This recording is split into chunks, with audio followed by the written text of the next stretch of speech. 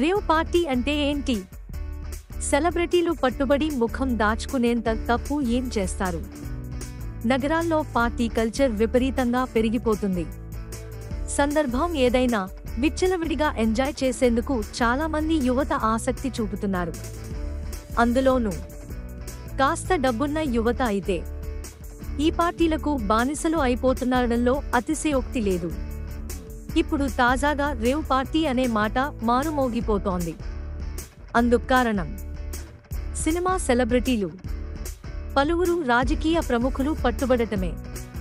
గతంలో చాలామంది ప్రముఖులు రేవ్ పార్టీలు నిర్వహించి పట్టుబడిన ఇంకా సెలబ్రిటీలు మాత్రం ఈ పార్టీల్లో పాల్గొంటూనే ఉంటారు.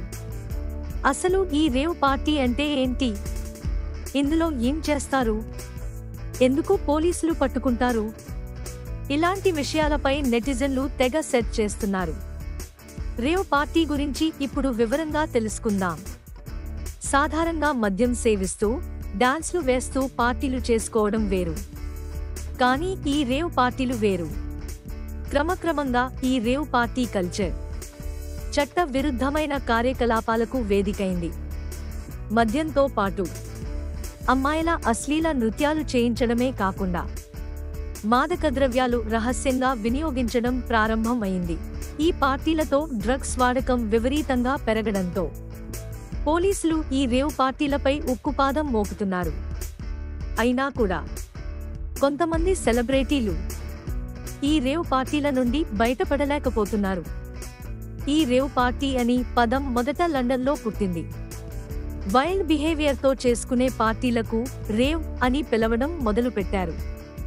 రేవ్ పార్టీలో పాల్గొనే వారిని రేవర్స్ అని పిలుస్తారు.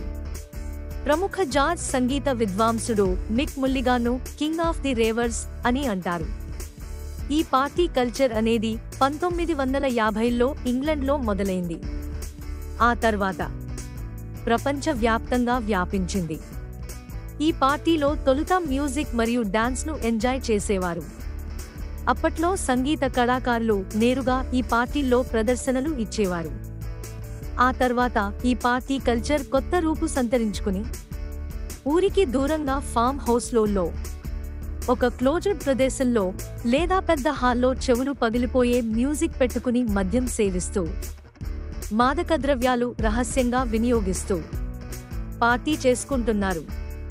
ఇలాంటి చట్ట వ్యతిరేక రేవ్ పార్టీలు జరుగుతున్నాయని పోలీసులకు సమాచారం అందితే వెంటనే దాడి చేసి పార్టీలో పాల్గొన్న వారిని అదుపులోకి తీసుకుని నిర్వాహకులను అరెస్టు చేస్తారు.